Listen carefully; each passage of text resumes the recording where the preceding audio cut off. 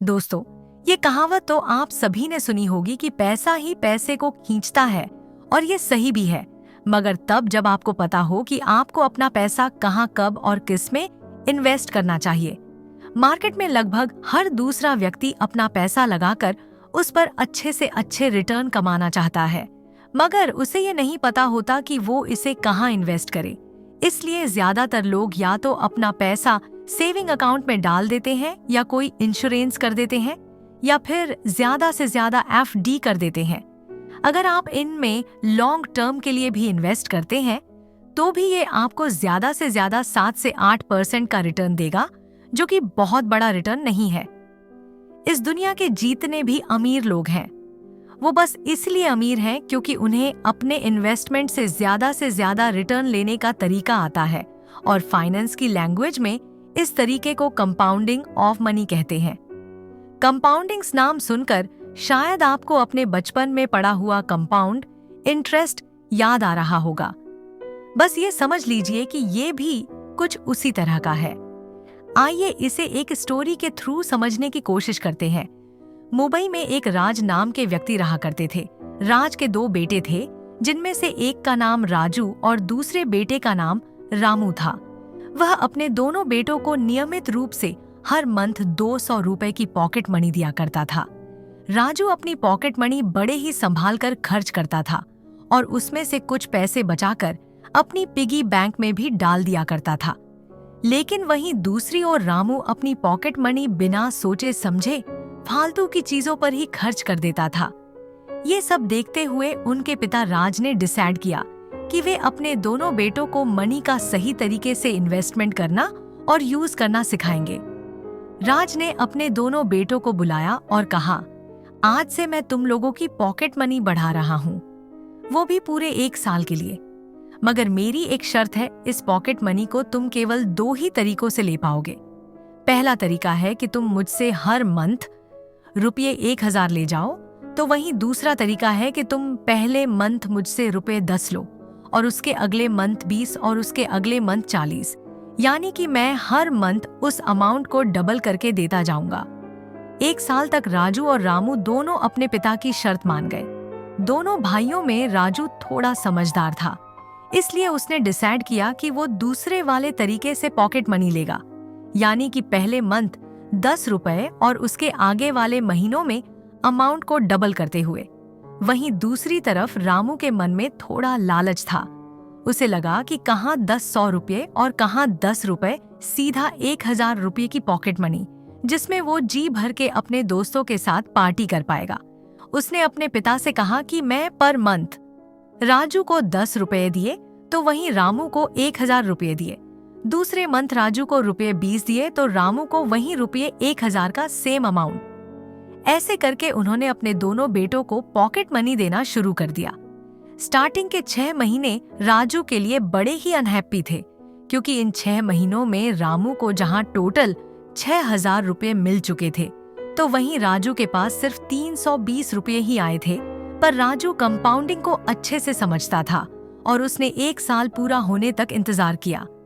अब साल के एंड तक आते आते रामू के पास टोटल 12,000 पहुंच चुके थे, तो वहीं राजू के पास उसके पॉकेट मनी का अमाउंट लगातार बढ़ते हुए हो चुका था। 20,480 राजू की खुशी का ठिकाना ही नहीं रहा। 12वें महीने में रामू को हर महीने की तरह रुपये 1000 ही मिले थे, लेकिन राजू को उस महीने रुपये 20,480 मिले, जो रामू से रुपये 19,000 ज्यादा थे। क्या आप सोच सकते हैं, एक छोटा सा 10 रुपए का अमाउंट मात्र 1 साल में 20,000 तक पहुंच गया। दोस्तों, मान लीजिए अगर यहाँ 1 साल की जगह 3 साल का समय होता, तो ये अमाउंट आपको बिलियंस में देखने को मिलता। और इसी को कहते हैं मैजिक ऑन ऑफ कंपाउंडिंग। 10 रुपए का अमाउंट कब इतने बड़े अमाउंट में कन्वर्ट हो गया, आपको पता भी नहीं चला। कंपाउंडिंग के थ्रू कुछ ऐसा ही होता है। रामू की तरह ज्यादातर लोगों को यही लगता है कि कंपाउंडिंग से कितना ही इंक्रीज हो जाएगा, लेकिन रियलिटी में कुछ और ही होता है। जब भी कोई व्यक्ति कंपाउंडिंग के थ्रू इन्वेस्ट करता है, तो स्टार्टिंग ईयर्स में उसकी ग्रोथ न के बराबर दिखाई देती है, और लोग डिमोटिवेट होने लगते हैं और अपने इन्वेस्टमेंट को इसी पॉइंट पर स्टॉप कर देते हैं। लेकिन अगर कोई व्यक्ति लॉन्ग टर्म तक रुकता है तो उसका ये इन्वेस्टमेंट इतना बड़ा रिटर्न देता है कि जिस पर विश्वास करना मुश्किल हो जाता है। इसीलिए तो कंपाउंडिंग को दुनिया के महान वैज्ञानिक अल्बर्ट आइंस्टाइन ने 8वां अजूबा कहा है। आइए अब कंपाउंडिंग को इन्वेस्टमेंट मार्केट के संबंध में समझते हैं, और वो भी बहुत सिंपल एग्जाम्पल के थ्रू। ये कहानी है 3 दोस्तों की, राम, श्याम और मोहित, जिन्होंने अभी फिलहाल में ही अपनी ग्रेजुएशन खत्म की है और अपनी जॉब की शुरुआत की है। तीनों की ही उम्र इस समय लगभग 21 या 22 साल की है। इनकम शुरू होने के बाद राम, श्याम और मोहित तीनों ही दोस्तों ने डिसाइड किया कि वे अपनी इनकम में से 10,000 रुपये हर महीने इन्वेस्ट करेंगे। राम का फैमिली बैकग्राउंड बहुत ही एवरेज है। उसके पापा बहुत ही ट्रेडिशनल और टिपिकल माइंडसेट वाले व्यक्ति हैं। उन्होंने अपने बेटे से बोल रखा है कि वो शेयर और स्टॉक मार्केट के झमेलों से हमेशा दूर ही रहे और चुपचाप अपने 10,000 रुपये एफडी में इन्वेस्ट कर दे। वहीं दूसरी ओर राम की माँ उसे सलाह देती है कि गोल्ड की कीमत कभी भी कम नहीं होती, तो बेटा तू अपना पैसा गोल्ड में ही इन्वेस्ट कर।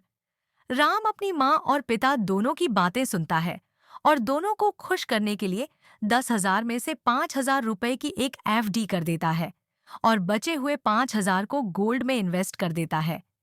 दूसरी तरफ श्याम एक मॉडर्न एजुकेटेड फैमिली से बिलोंग करता है, जहां उसे लाइफ के ऑन द फील्ड के साथ साथ इन्वेस्टमेंट के फील्ड में भी फुल फ्रीडम मिली हुई है।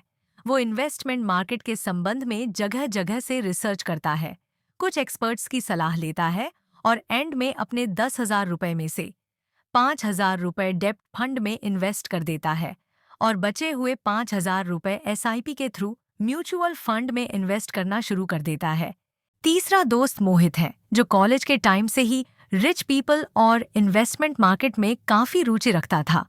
वो शुरू से ही वॉरेन बफे और कई सक्सेसफुल इन्वेस्टर्स के बुक को पढ़ता है तथा मोहित को मार्केट की बहुत अच्छी समझ है, इसलिए वो मैजिक ऑफ कंपाउंडिंग को अच्छे से समझता है।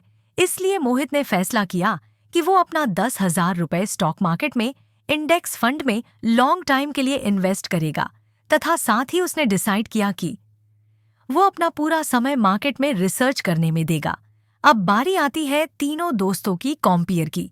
तो आज से 30 साल बाद जब तीनों की उम्र 50 प्लस हो गई और तीनों के 10,000 रुपये के इन्वेस्टमेंट को 30 साल पूरे हो गए, 10,000 रुपये के हिसाब से तीनों दोस्तों ने इन 30 सालों में टोटल 36 लाख रुपए इन्वेस्ट किए। अब सबसे पहले हम बात करते हैं राम कि राम ने अपने टोटल इन्वेस्टमेंट का 50% एफडी में इन्वेस्ट किया था, यानी 18 लाख रुपए, जो 30 साल बाद 7% के इंटरेस्ट के हिसाब से टोटल 61 लाख रुपए हो गए।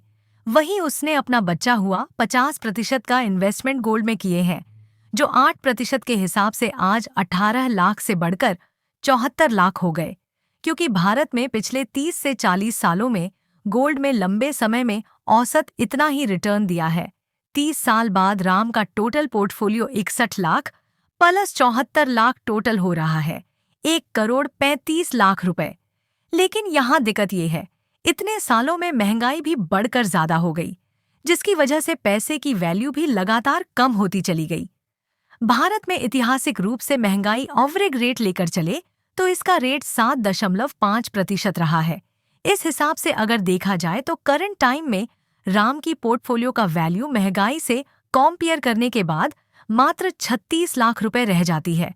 यानी राम ने इन 30 सालों में जितना पैसा इन्वेस्ट किया था उसे रिटर्न के रूप में उतना ही पैसा मिला। इतने सालों के बाद भी उसे इस इन्वेस्टमेंट से कोई प्रॉफिट नहीं हुआ। यही कारण है भारत में इतने सालों तक एफडी और गोल्ड में इन्वेस्टमेंट करने के बाद भी लोग मिडिल क्लास के ट्रैप से कभी बाहर नहीं निकल पाते तथा वो चाहते हुए भी इन घिस्से पिटे तरीकों से अमीर नहीं बन पाते। इसका मात्र एक कारण है इन्वेस्टमेंट का तरीका गलत होना। चलिए अब बात करते हैं श्याम की, जिसने अपना 50% अमाउंट डेप्ट फंड में इन्वेस्ट किया था और बचा हुआ 50% एसआईपी के थ्रू म्यूचुअल फंड में इन्वेस्ट किया था।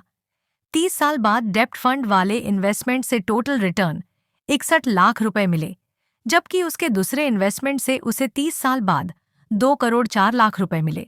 14% के दर से टोटल किया जाए तो 3 करोड़ रुपए श्याम को रिटर्न के रूप में मिला, जो कि अच्छा रिटर्न है। अब वही मोहित की बात करें तो उसने अपना सारा पैसा इंडेक्स फंड में इन्वेस्ट किया था। उसके 43 लाख रुपए 30 साल बाद 15% के दर से 6 करोड़ रुपए हो गए। और इतने सालों के उसके मेहनत और रिसर्च के नॉलेज के कारण उसे तीनों दोस्तों में सबसे ज्यादा रिटर्न मिला। और करंट टाइम महंगाई से कंपेयर करके भी देखा जाए तो उसके रिटर्न की वैल्यू लगभग 5 करोड़ रुपए होगी, जो एक बहुत बढ़िया अमाउंट होता है। आप इस अमाउंट से चाहे तो अपना रिटायरमेंट प्लानिंग कर सकते हैं